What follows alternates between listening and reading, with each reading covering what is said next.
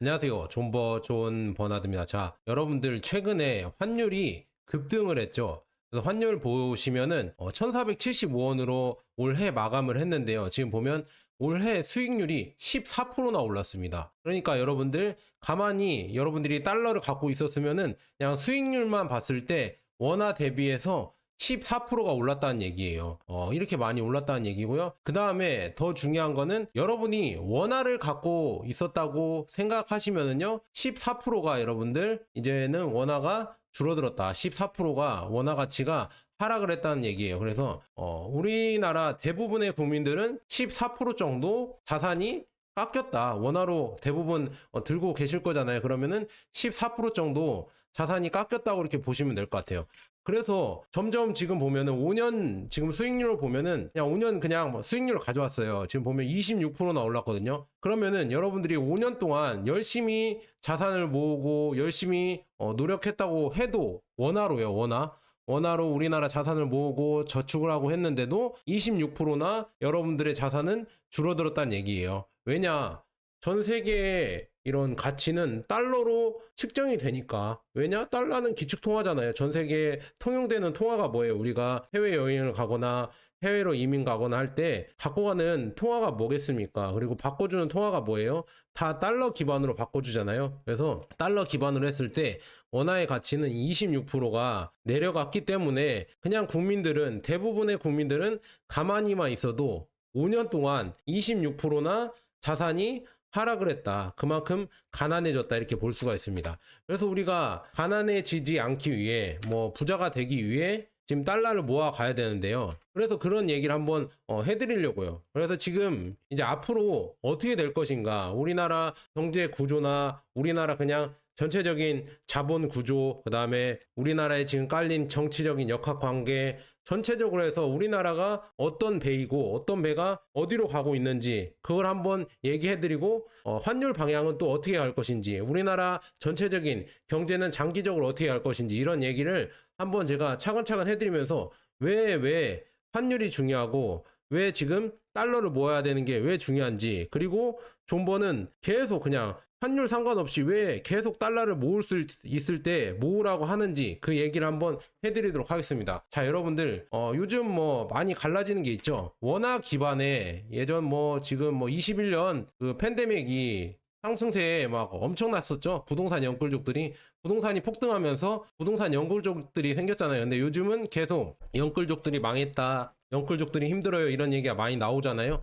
그래서 원화 기반의 부동산 연끌족, 여러분들이 20, 30대라고 하면 2030 세대라고 하면은요, 40대도 될 수 있고요, 50대도 될 수 있어요. 이거는 그냥 예를 들어서 하는 거고요. 2030, 특히나 30대 3040이라고 해야 되나, 부동산 연끌족을 많이 표현을 하잖아요. 근데 3030 세대들이 원화 기반의 부동산 연끌족이 될 것인가, 아니면은 달러 기반의 화학개미 투자족이 될 것인가, 이거를 여러분들이 이제는 앞으로 선택하실 텐데, 이 선택의 이런 결과, 이 나비 효과가 하면 갈수록 10년, 20년, 30년 지날수록 이 격차는 어마어마해질 것이라고 저는 장담을 하고 있습니다. 저는 그렇게 생각합니다. 그래서 저는 대부분 되도록이면 달러 기반의 사학개미가 되셔라, 저는 그렇게 말씀드리면, 왜냐?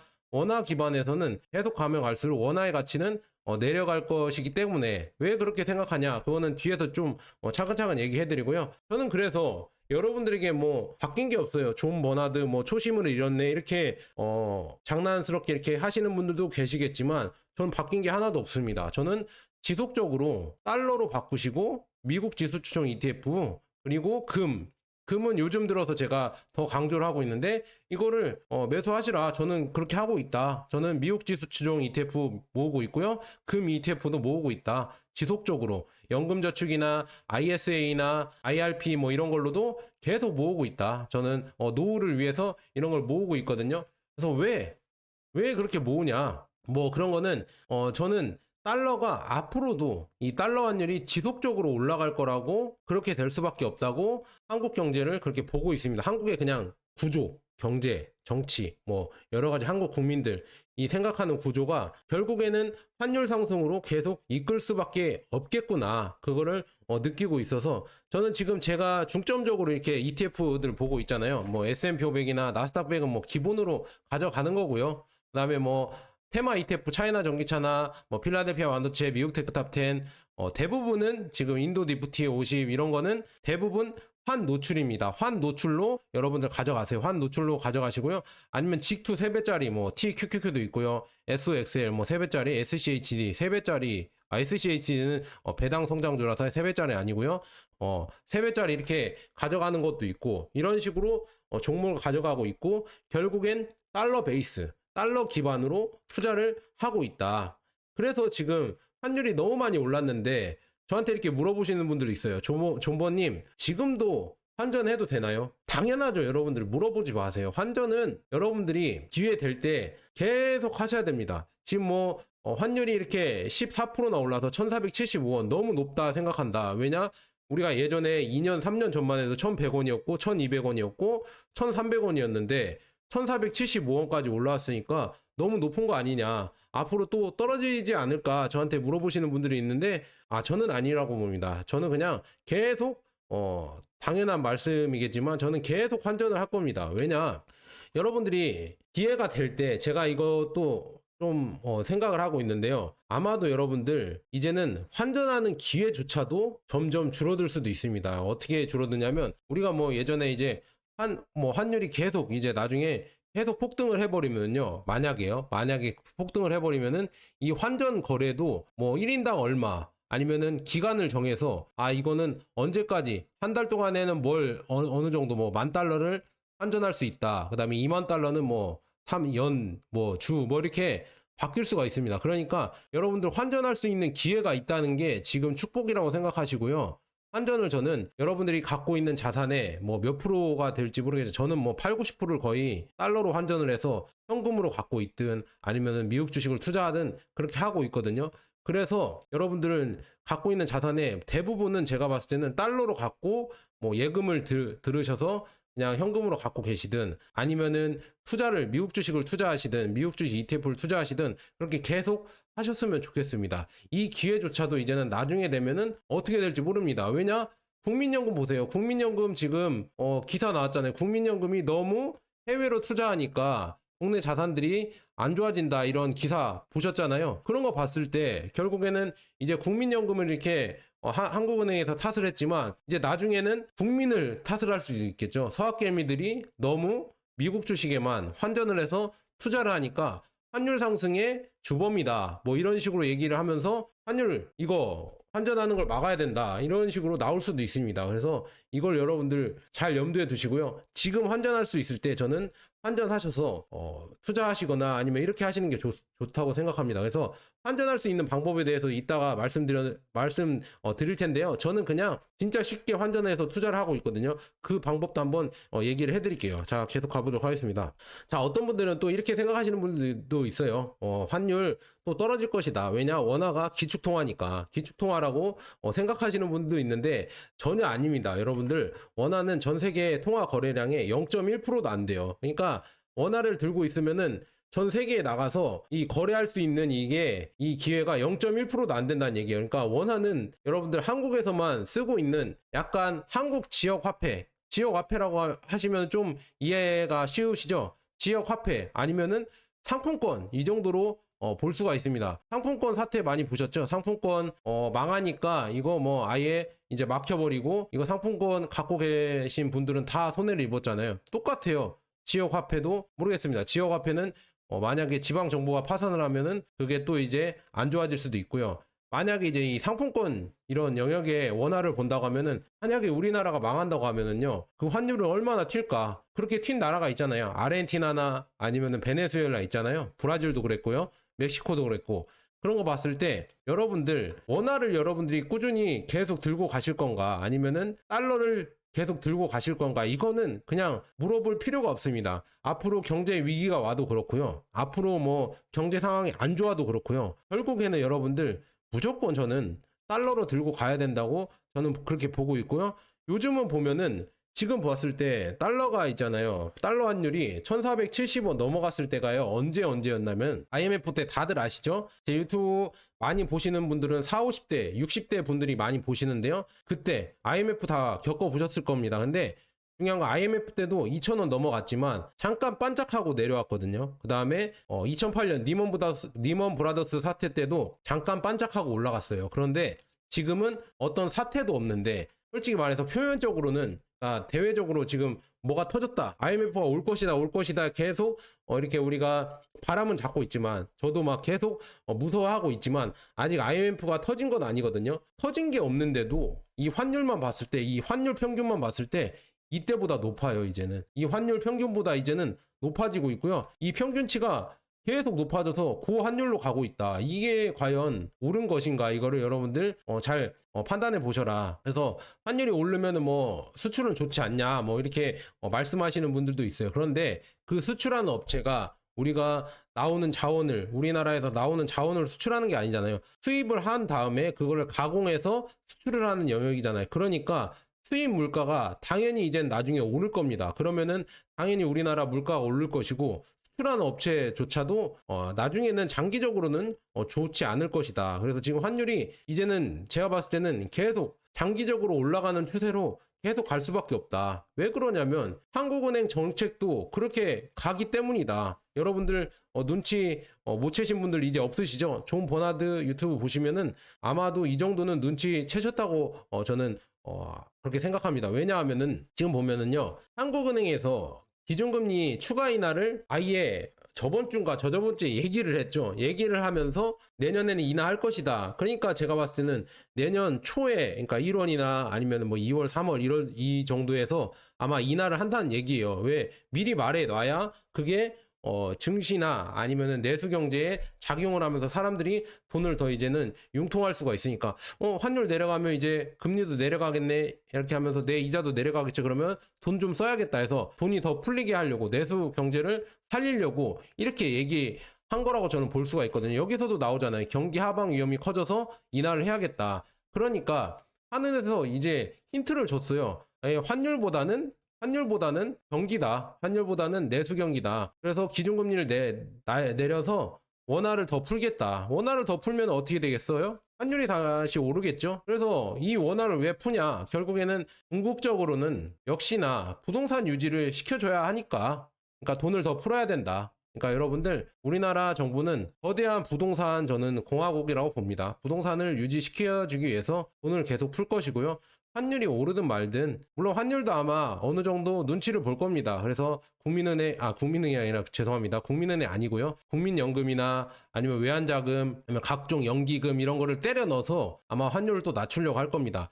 그런데 이런 거 자금을 끌어오면은 결국에 우리의 미래 펀드멘탈이라고 하죠. 미래 펀드멘탈이 박살 나는 겁니다. 그러니까 미래의 여러분들의 희망이 박살 나는 거예요. 현재를 지키기 위해서 미래를 갖다 끌어다 쓰니까 이것도 빛이에요. 이렇게 되면은 더욱더 이제 나중에는 더 악화가 되면서 환율을 걷잡을 수 없이 계속 올라갈 거라고 봅니다. 환율은. 그래서 저는 우리나라가 이 체질을 기회가 있었죠. 2021년 그때 기회 때, 팬데믹 때, 그때 팬데믹 이후에 미국도 금리를 올리면서 뭐 실리콘밸리 은행이 망하면서 그렇게 했지만, 그리고 중국도 부동산 침체를 겪으면서 부동산이 폭락했지만, 뭐 1, 2위 뭐 헝다그룹이나 이런 게 망했지만 결국에는 걔네들도 이제 부동산을 이제 폭락시키고 점점 그 자금을 신사업, 반도체나 태양광, 그 다음에 전기차, 배터리, AI, 로봇 드론 이런 데로 투자하면서 엄청난 성과를 거두고 있잖아요. 그런데 우리나라는 그런 걸 하지 않고 계속 부채만 계속 키워왔습니다. 지금도 똑같죠. 지금 금리 인하를 더 한다고 하면서, 금리 인상을 해야 되는데 금리 인하를 한다고 하면서 더 이제 계속 그냥 덮는 거예요. 이거 문제가 있는데요. 이거 지금 청소를 하셔야 될 것 같은데, 이거 다 뭐라고 해야죠? 다 이제 풀러서 다 이제는 청소를 해야 되는데 왜 계속 그냥 아니야. 이번 정권까지는 그냥 덮어. 그냥 금리 인하를 해서 계속 그냥 덮어. 왜냐? 국민들도 그걸 좋아하니까. 금리 인하해서 돈 더 풀고, 그 다음에 뭐 기본소득이나 이런 걸로 계속 돈 푸는 거를 더 좋아하니까. 그게 더 표로 작용이 되니까 결국 정치인들도 그렇게 하고요. 그렇게 하면은 정치인들이 많이 갖고 있는, 기득권들이 많이 갖고 있는 부동산도 어차피 가격이 유지되고 아니면 더 폭등을 하니까 오히려 좋아. 그래서 그렇게 계속 하는 거다, 이렇게 말씀드립니다. 그래서 이 식으로 계속 갈 수밖에 없다. 그래서 한미 기준금리가 지금 이렇게 뭐 1%에서 2% 가까이 차이가 나는데 1.5 이상 차이가 나는데 이게 다음에 이제 1월 달에 또 내린다고 하면은요. 더 차이가 날 수가 있고요. 미국은 지금 뭐 원래는 4번 내린다고 했다가 그다음에 2번으로 줄어들었다가 아예 이제는 금리 인상을 해야 된다는 이런 얘기도 나오고 있는데 우리나라는 금리 인하를 그냥 미리 얘기를 해버렸습니다. 그래서 이게 참 어떻게 될 것인가. 미국이 다시 금리 인상을 한다고 하면은 더 큰 충격이 한국에 더 올 수밖에 없다. 그럼에도 불구하고 한국은 아마도 금리 인하를 할 것이다. 이렇게 말씀드립니다. 그런데 또 이제 제가 존버가 환전을 그냥 아무 때나 해라. 환전할 수 있는 때가 기회다. 이렇게 말을 했는데 존버야 네 말 믿고 환전했는데 환율 내려가면 어떻게 하냐. 환율이 뭐 이제는 1,400원이었다가 1,300원, 1,200원, 1,100원까지 내려가면 또 어떻게 하냐. 저한테 이렇게 얘기하시는 분들이 있어요. 물론 그렇게 될 수도 있겠죠. 그래서 지금 보면 한은도 얘기하잖아요. 고환율로 물가가 더 오를 수 있어. 그래서 한국은행도 물론 금리 인하를 하지만 이 고환율에 대해서 신경을 쓰고 있다. 그래서 이 신경을 쓰니까 어떻게 되겠어요? 결국에는 신경을 쓸 수밖에 없으니까 정부에 얘기하는 거죠. 한은이 뭐 거의 정부죠. 정부가 결국에는 뭐 다른 자금 아까 말씀드렸죠. 뭐 외평채를 발행하거나 아니면 국민연금이나 연기금이나 이런 거를 다 끌어다 써서 환율을 내릴 수 있다니까요. 금리 인하를 하면서 금리 인하 하면은 환율이 튈 것이다. 모든 정치인들이나 모든 뭐 정부 뭐 관계자분들이나 아니 그게 중요한 게 아니라 죄송합니다. 국민들이 다 아시잖아요. 그래서 국민들이 이제는 이걸 뭐라고 해야죠? 흠을 잡을 수도 있으니까 이 고환율을 내려버리면 되잖아요. 단기적으로 금리 인하할 때 이때 단기적으로 환율을 뭐 1,300원, 1,200원으로 내려버리면 될 거잖아요. 이런 연기금 자금이나 아니면은 달러를 좀 풀어서 계속 이렇게 내릴 수 있거든요. 단기적으로. 그렇게 내린다고 하면은 그때 돼서 존버가 환전하라고 했는데 내가 바꿔서 더 폭락해서 내 돈이 줄어들었네 이렇게 욕할 때가 아니라 그때가 기회입니다. 여러분들. 제가 봤을 때는 그때가 기회예요. 이 환율은 계속 누른다고 해서 그게 장기적으로 누를 수 있는 게 아니다. 지금 이 터지는 지금 환율은 계속 올라가는 환율은 장기적으로 우리나라의 펀드멘탈이 우리나라의 이런 미래가 좋지 않기 때문에 외국 자금들이 점점 빠져나가고 있는 거고 외국들이 원화 가치를 낮게 평가하기 때문에 그렇게 해서 오르는 거지 뭐 이렇게 정책이 뭐 변동성이 있어서 그게 나중에 내려간다 그건 아닙니다. 다시 뭐 평균을 회귀한다 그건 아닙니다. 이제 이 환경이 바뀌었기 때문에 계속 올라갈 수밖에 없고요. 그런 정책을 뭐 지금 뭐 우리나라는 계속 필 수밖에 없습니다. 그 다음에는 대외 변수가 더 중요하죠. 이제 우리나라 이제 국내 변수고요. 대외 변수는 트럼프가 있죠. 트럼프가 이제 되면서 관세를 한다고 했었잖아요. 관세를 하면서 트럼프 정책이 뭐예요? 강달러를 아마 트럼프는 할 겁니다. 왜냐 바이든 정부 때 이 약달러 때문에 약달러 하면서 돈을 많이 풀어서 결국에 물가 상승이 엄청났거든요. 미국의 물가 상승이 엄청났기 때문에 그 물가 상승을 잡아주려고 하면은요. 강달러로 아마 트럼프 입장에서는 갈 가능성이 큽니다. 강달러로 가면서 결국에는 미국의 물가를 낮춰주고 서민들의 삶을 좀 좋게 해주고 그 다음에 리쇼어링이라고 해서 한국 기업들이나 아니면 한국 대기업들 그 다음에 뭐 대만이나 뭐 다 일본 기업도 와서 지으라고 하잖아요. 중국까지도 와서 배터리 공장을 지으면은 해주겠다 혜택을 주겠다 이렇게 얘기가 나올 정도로 계속 미국 본토로 다 이런 제조업을 옮기려고 하는데 그렇게 제조업을 옮기려고 하면은 당연히 이제는 뭐 이제 미국에서 제조업을 키우려고 하면 당연히 달러가 다시 세져야 더 좋아지겠죠. 그래서 달러를 다 계속 키우고 있고요. 이거는 뭐 그게 아니구나. 달러가 다시 세지면은 결국에 우리나라 기업들이 뭐 미국에 가서 뭐 이렇게 돈을 많이 벌어오면 되지 않냐 하지만 미국에 이제는 공장을 짓고 많이 투자를 하기 때문에 그 달러가 그냥 미국에 계속 묶일 가능성이 큽니다. 그러면은 환율은 더 많이 올라갈 것이다. 그리고 가장 중요한 거는 그냥 요약해드리자면 너무 설명이 길었는데요. 트럼프 정책 자체가 물가를 낮추려고 하고 있고요. 물가를 낮추려면 강달러가 예상이 된다. 그러면은 환율은 더 많이 올라갈 수밖에 없다. 이렇게 보고요. 근데 이게 뭐 통하면 이렇게 된다는 거고요. 나중에는 또 어떻게 될지 모릅니다. 그 다음에 트럼프가 이제는 대중국 관세, 중국 관세 때리겠다. 뭐 20%에서 60%뭐 전기차는 100% 때리겠다 이런 얘기가 나오잖아요. 그러면은 중국은 어떻게 작용하냐면 싸게 팔면 되지. 위안화를 내려서 더 싸게 팔아버리자. 그러면은 위안화 환율을 또 내릴 가능성이 큽니다. 그러면은 이게 우리나라한테는 또 이게 아시아 통화가 이렇게 내려가니까 우리나라 통화도 상대적으로 가치가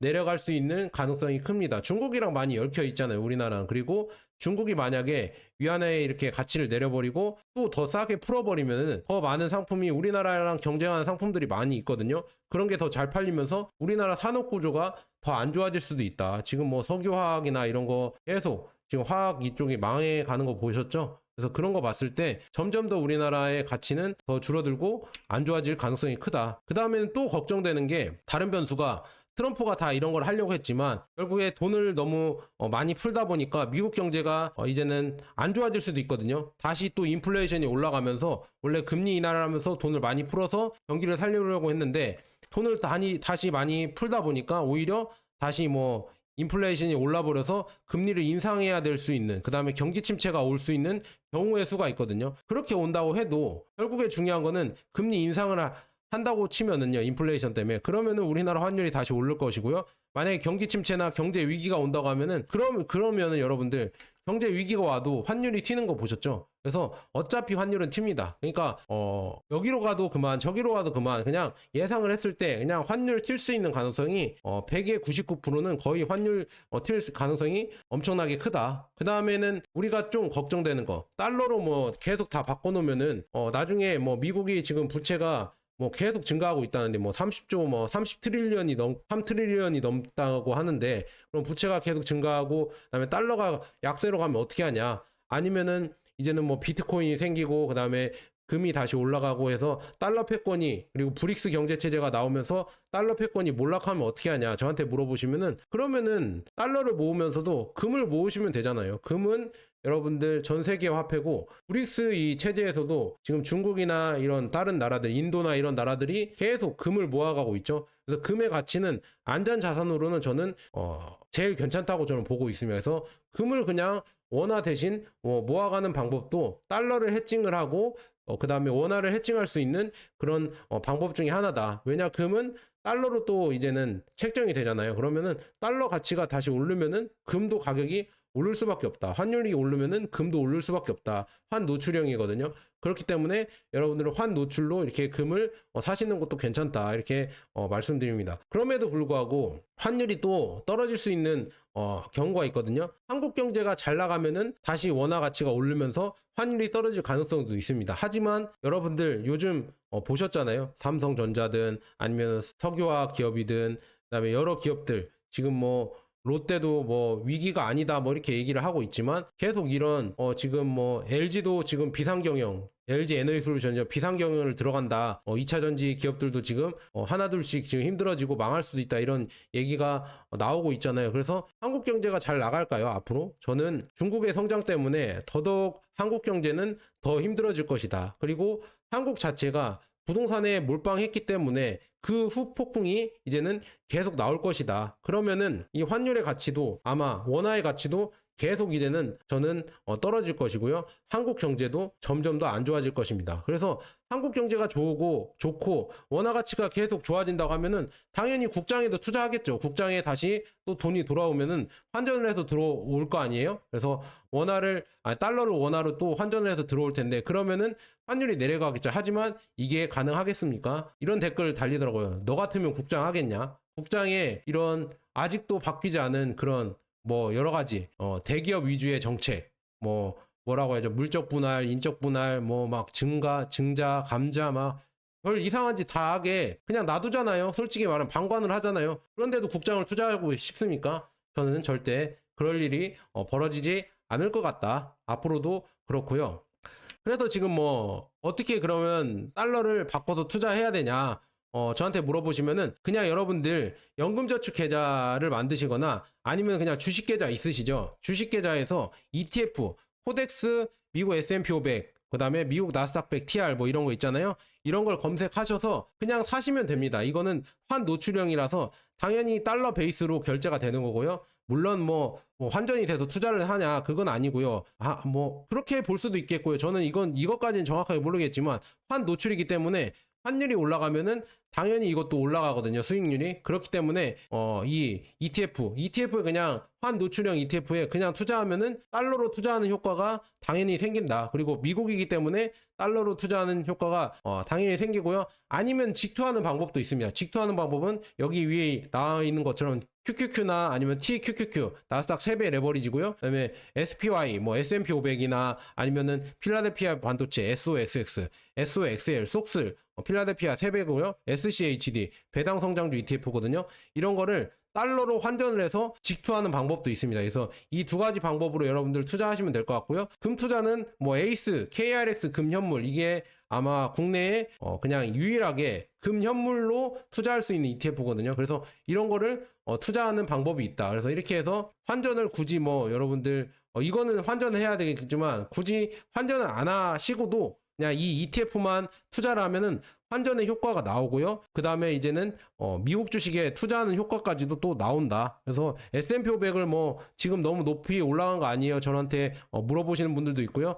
어떤 분은 또 S&P 500이 지금 투자할 시기가 아니다 이렇게 말씀하시는 분들도 있어요. 그분이 좀 유명하신 분인데 그렇게 얘기하시더라고요. 근데 저는 물려도 S&P 500이고요. 올라도 S&P 500이다. 저는 그렇게 말씀드리고 싶어요. 여러분들이 물려도 이 지금 여기에 이렇게 이 고점에 사서 이렇게 물린다고 해도 이 물리는 경험을 여러분들 하시면서 계속 꾸준히 모아가시면은 결국에는 S&P 500은 오른다. 이렇게 오르죠. 왜 오르냐면 이거는 뭐 장기적으로 왜 오를 수밖에 없냐. 미국의 자금, 미국 국민들의 이 뭐라고 해야죠? 미국 국민들의 운명이 여기에 달려 있어요. 미국은 퇴직금이 여러분들 401k라고 해서 퇴직금이 미국 주식이에요. 미국 S&P 500이나 나스닥 미국 주식이 올라야 노후가 관리가 되거든요. 미국은 따로 연금, 뭐 국민연금 이게 401k라고 해서 미국 주식과 이게 연동이 되어 있어서 미국 주식이 만약에 오르지 않으면은 미국 국민들의 노후가 없어집니다. 그러니까 여기는 미국 주식을 계속 펌핑 시킬 수밖에 없어요.